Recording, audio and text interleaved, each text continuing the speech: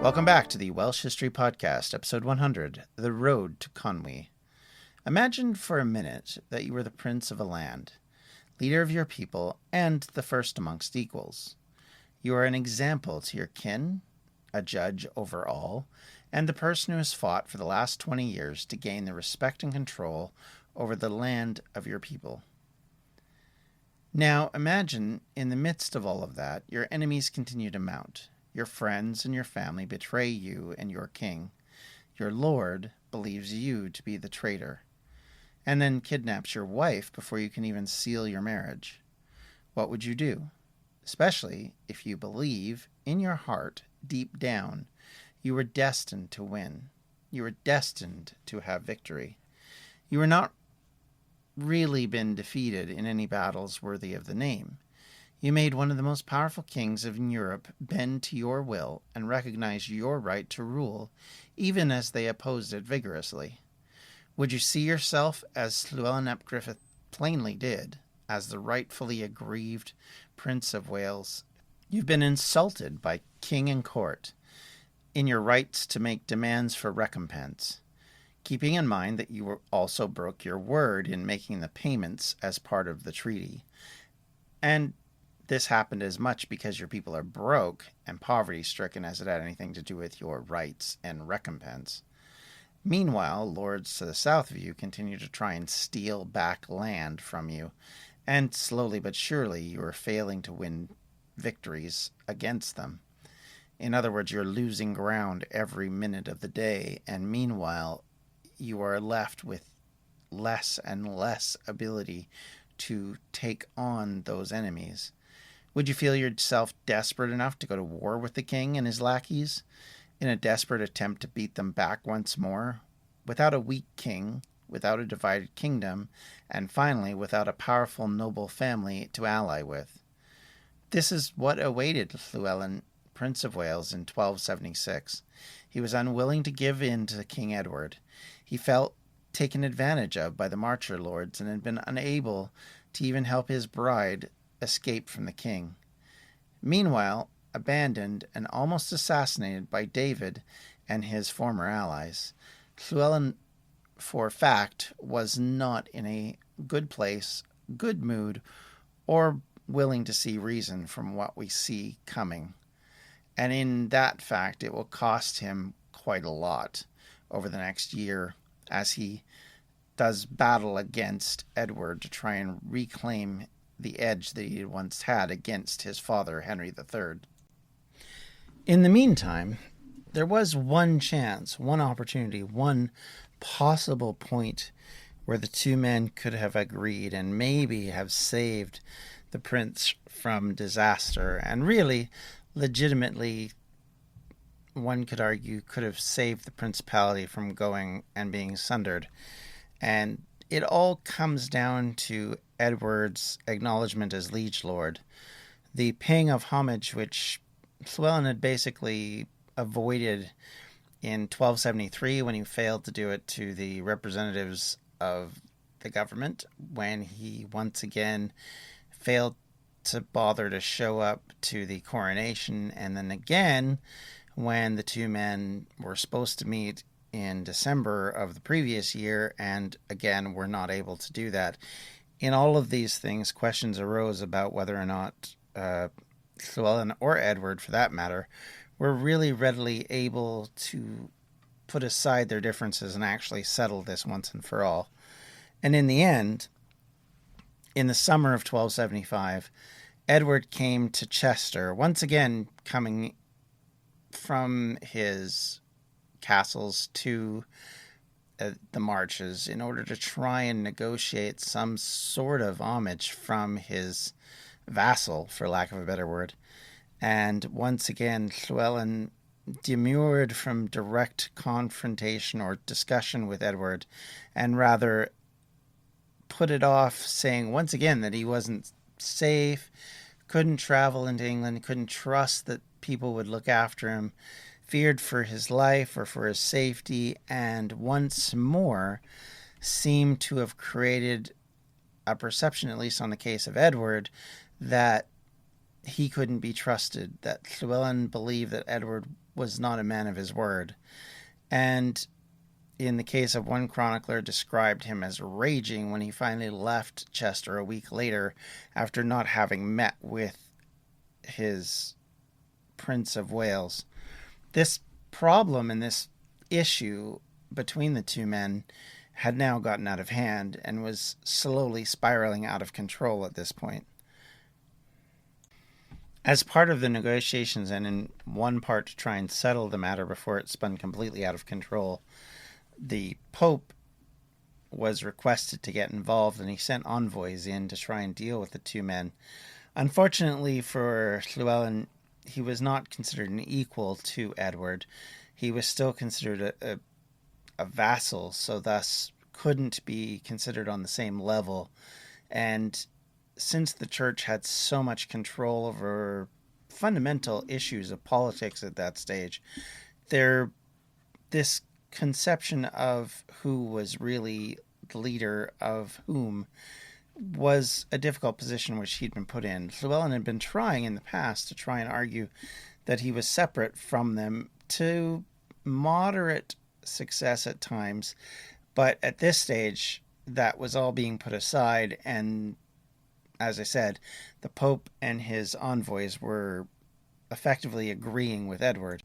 Many scholars looking back at this period questioned Llywelyn's abilities and nuance in dealing with the king. It is conceivable that he could have made things right by simply working with Edward, by giving him the homage he required, by acting as a member of his vassals that would show allegiance to him. But the problem at the end of the day is that Llywelyn, I think at this point, had pretty much viewed all of Edward's allies as being against him. They were mostly marcher lords.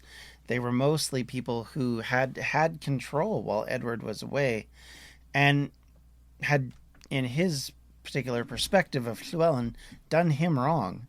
And so as time moved along, and as we moved into the latter half of 1275, he may just have not seen a way out of it. He may not have accepted that Edward was still willing to bargain and still willing to come to an agreement. He may have simply seen it as Edward setting him up for a fall, and that he had to fight it out. Certainly there is some justification in that, but I think there's also justification in saying that Llywelyn made critical errors in not coming clean over his financial straits, in not being able to trust the king at his word, and working with him to see if they could work it out. I think had they tried that, the next few years might have gone very, very differently, and we might be talking about Wales in a very, very different light. Certainly, there's no guarantee that the principality wouldn't have eventually been lost regardless. And there's no guarantee that Llywelyn would have kept his head had he been able to make this agreement in the middle of 1275 or even later in 1276. But the reality of it is that by making the decisions he made, by sticking to them doggedly, by setting himself up on this path, while it may have made perfect sense to him, it effectively destroyed his ability to control his own destiny. It destroyed his ability to represent himself as a nation representing itself to another nation.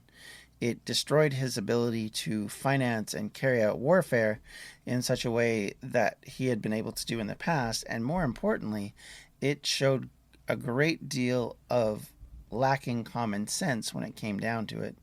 Fundamentally, we have to realize that people are human and they make mistakes.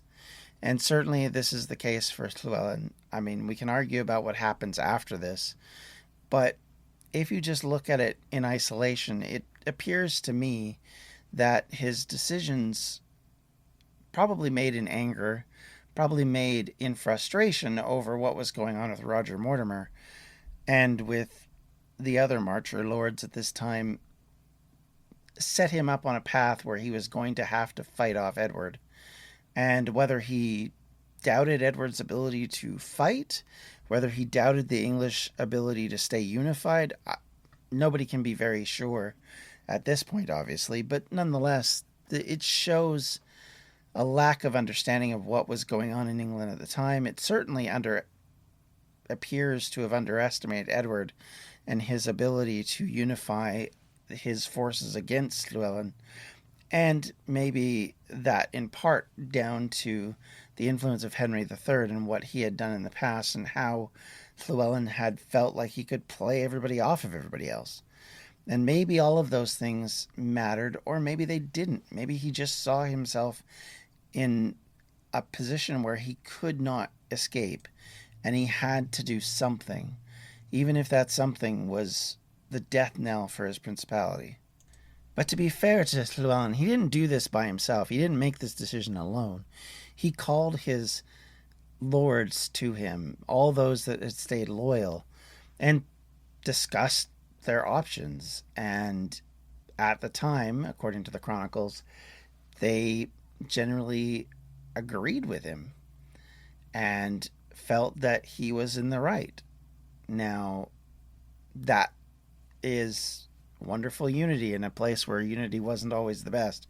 But still, it does show that there was a lack of understanding of what was going on, and a lot of anger at the English general sense of unwillingness to bend or unwillingness to take account for the things they were doing.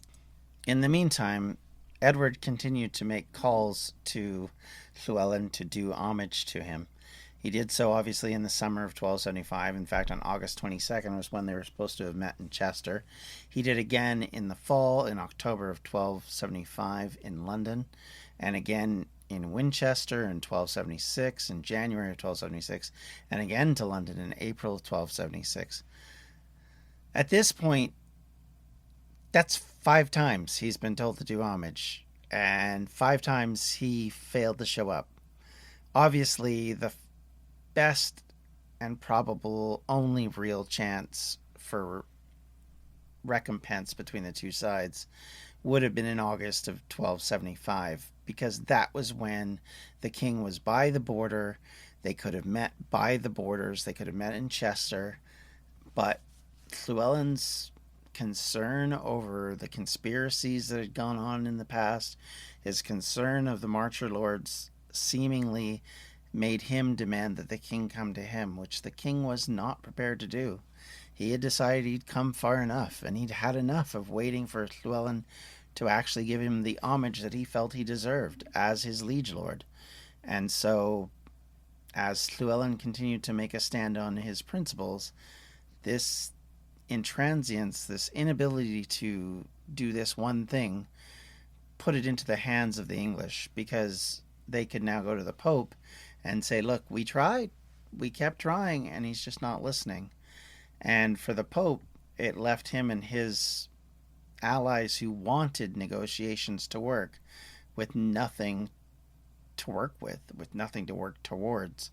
And as time went on and we got farther and farther into 1276, there's only really one way we were going to go at this point. It was obvious that the only way Llywelyn was ever going to listen to Edward was through war, and conversely, the only way that Llywelyn could get his point across was to defeat Edward in some sort of battle, so that he could sort of win the day again, that he could once again appeal to the king from a point of strength, because at this point he was definitely not in a point of strength.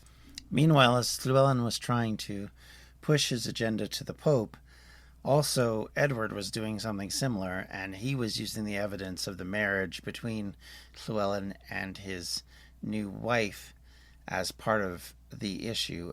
Eleanor was effectively the enemy, according to Edward. Simon de Montfort had been the creator of confusion, the creator of discord in the kingdom.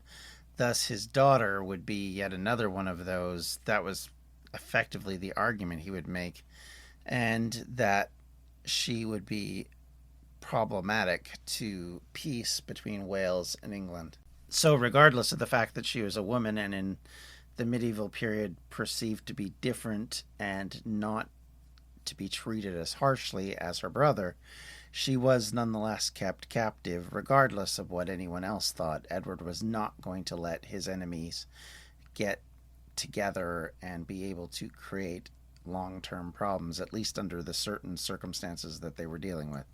So finally, after a year and a half of trying to get the acknowledgement of Llywelyn of his need to show homage and failing to do so, Edward in November of 1276 would declare that his former subject was now a traitor and had gone against the crown, and so thus needed to be taken down, and formally declared war on Wales. And that began so many more problems for Llywelyn. Problematically now for Llywelyn, not only was he facing the Marcher Lords, who were now starting to try and penetrate various border points with Wales, but also his brother David and Griffith ap Gwenwyn were a part of this group of lords and were prominently perceived as carrying the flag of war to Llywelyn's territories. So, of course, this would then enrage him even more and cause even more desire on Llywelyn's point to finally deal with this problem. The archbishops themselves tried to deal with the issue of Llywelyn's intransience with their own methods, including trying to suggest to him that if he didn't fall in line, that he could be excommunicated justifiably, thus making everything that Llywelyn had done with the Pope invalid and create further strife, because the church would no longer be able to support the prince, at least from the standpoint of the Roman Catholic Church. Whether the Welsh version of that church would have held to that is anybody's guess at this point. At this late point, Llywelyn himself must have realized that he was in deep trouble, because he started to try and negotiate, and in ways that probably weren't the wisest, but you can tell that this was a sign that things were not going the way he thought they were going to go. He actually offered to do homage to the king, and in exchange also give him another 11,000 marks to make his total debt at 25,000 marks to the king. And this, of course, aligned with the idea that he would do that as long as it was in the March, particularly near Montgomery, where the original agreements were signed in the first place. And the reason why it was 11,000 was because he offered 6,000 marks for the confirmation of the peace, and then 5,000 for the homage of Rhys ap Merdydd and whatever was owed to the king already, which again brought it up to 25,000. It also was tied into the fact that he wanted his wife released, and he effectively went into a very long and detailed explanation of what he would do for the king to try and ensure that things would work out. And even at this late point, possibly he could have pulled this out, but realistically at this point it was far too late. And Edward, with the ear of Marcher lords and other Welsh lords, probably didn't care anymore and was quite ready to pursue this war, which had already come. So even though Llywelyn had finally come to see sense to a degree, it was too late to probably push forward with it. By the beginning of 1277, the English lords began the process of dismantling the principality. They attacked in various locations, both south and west, and all the while the king prepared his mightier armies to take over Gwynedd and to finally wrest control away from Llywelyn.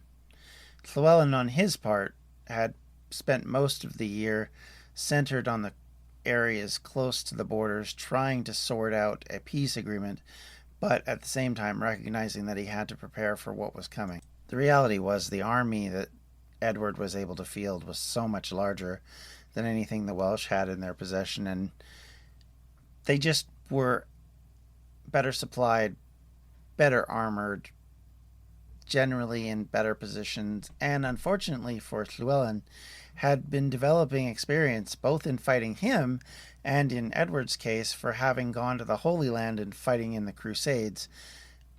And so, even though this was Edward's first battle in which he was under full control of it, he was an experienced war leader and was ready to deal with Llywelyn, understanding what the Welsh were able to throw at him.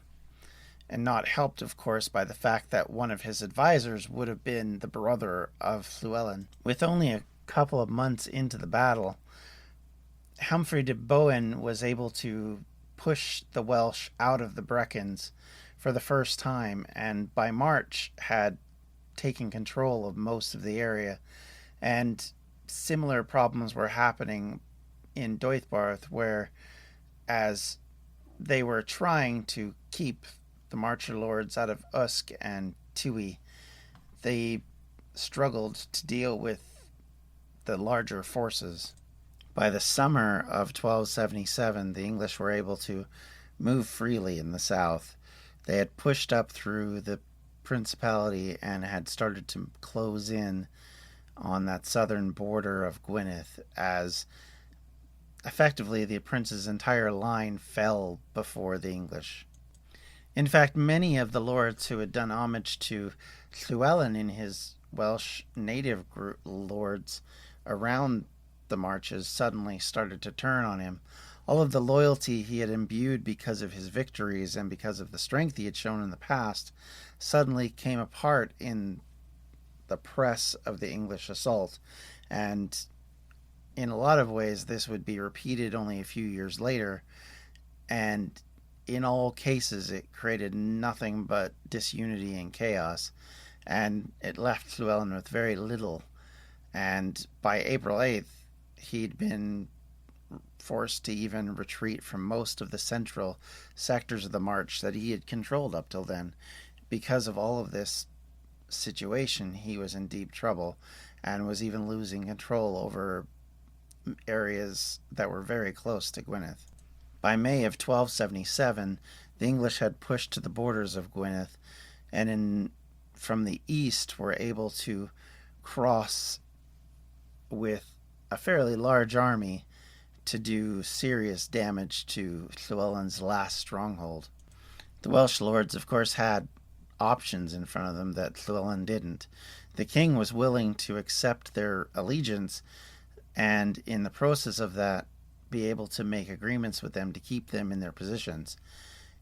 He also kept their territories safer from assault in signing these agreements, and so in that way was able to maneuver the Welsh lords into what some would call a selfish decision, but from a military and political standpoint may have been the only decision they could have really made, and of course handed themselves into the English control. As the English forces moved into the areas south of Gwynedd, they ran into further difficulty and more stringent defense. Ceredigion was not going to go easily, and much of its armies would flee back into Gwynedd to try and help fight off the English. At this stage of the campaign, Edward had decided that Gwynedd could no longer exist as it once had. It was once again to be split in two. One portion, belonging to the king, would be the old territory that he had owned before Llywelyn had defeated him in 1257, and the other half would then be divided up, some of which by David, some of which by Owen, and even the king possibly claiming Anglesey. But in the process of all of this negotiation, it appears David was starting to bristle against the king and started to get frustrated with what was going on. Maybe David didn't see a split of Gwynedd as in his advantage or in his purview, but rather that Gwynedd would still remain a united spot. Perhaps it was the fact that he didn't like that Edward was including Owen now into the agreement, the elder brother who'd been kept in prison for so many years. And all of this seemed to create friction between the two parties. The king would no longer allow Wales to be a separate entity. He wanted it to be a part of his realm in actuality, and this division of Gwynedd into these particular parts were to set them up as literally just barons and lords, and not as separate entities or as princes of Wales anymore. That they should be effectively under his guard and under his management.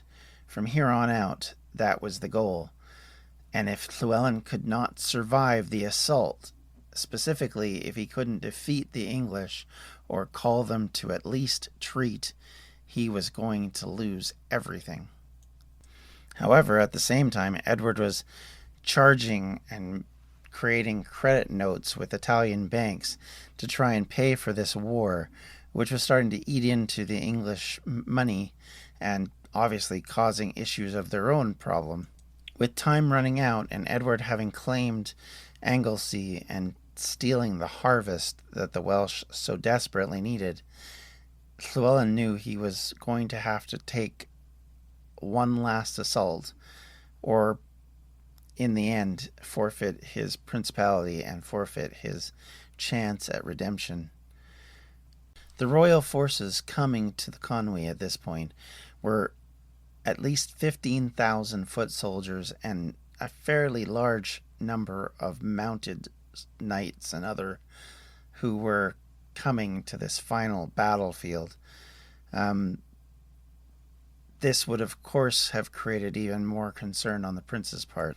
Adding to the weight that Llywelyn was carrying was the defection of his own leadership within Gwynedd. His loyal followers who had followed him for so long, going back to his ancestors, were starting to find themselves realizing that they were at the end of their rope. And while there's not a lot of linkages to a lot of different people, there were certainly some signs that there were people who had had enough of fighting Edward. Llywelyn was out without men, without time, without money, and without food. The reality of it is that Edward didn't have to take another step. He could just simply starve him out with a massive and horrendous siege of Gwynedd, effectively wringing Llywelyn in mountains and water and not much else. And effectively the area of Snowdonia would become the place where most of them would die. And in that situation, with that kind of circumstance, you can understand why even his most loyal compatriots and allies may have been found deserting him at this point. The time had come for Llywelyn to give in, because there was no way that he could survive this. There was no way he could outlast what was happening, not with the current set of circumstances. Not unlike what had happened to his grandsire earlier in this century, when he himself had been in similar positions, and it took the advent of his wife, the daughter of John, Joan, to actually intercede on his behalf to put an end to the war. Edward, on his part, was running out of time as well. His own men were starting to desert him as the harvest started to come in, and as summer turned to fall, he was seeing his own forces starting to dwindle, which, while yes, he could probably continue to hold siege, would not allow him to create the assault he wanted in order to finally put an end to Llywelyn. So by the 10th of October 1277, Edward realized he could not do anything other than starve out Llywelyn, and Llywelyn realized that he had no more ability to resist Edward outside of his range of mountains than Edward could bother him in full military might. So finally, in the autumn of 1277, the two men came to an agreement.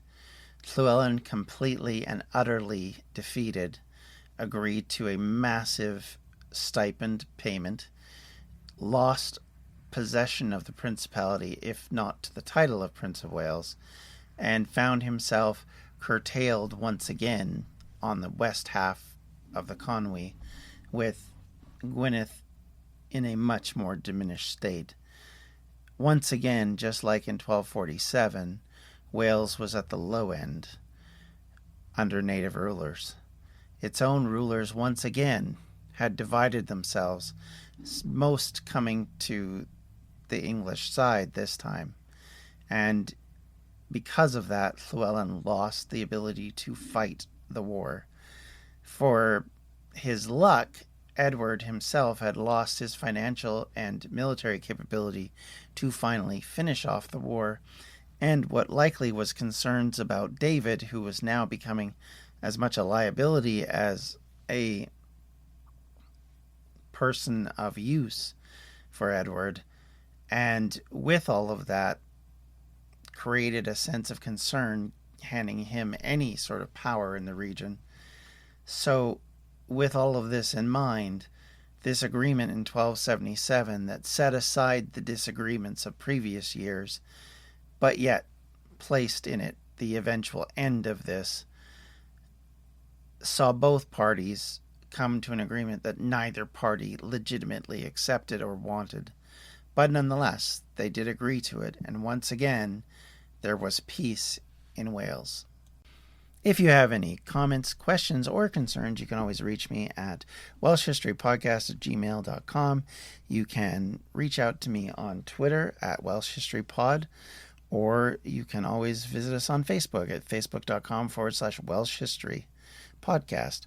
And thank you, everybody, for listening, and we'll talk to you next time. Bye! This has been a Distractions Media production, and for everything we do, check out distractionsmedia.com. I'm Daniel Norcross. And I'm Rory Dollard. And between us, we are England Cricket on 99.94. We'll be every week looking at the ups, the downs, the runners, the riders, the news and the views on all things English cricket. And believe you me, there are plenty of ups and downs. Join us, England Cricket, on 99.94.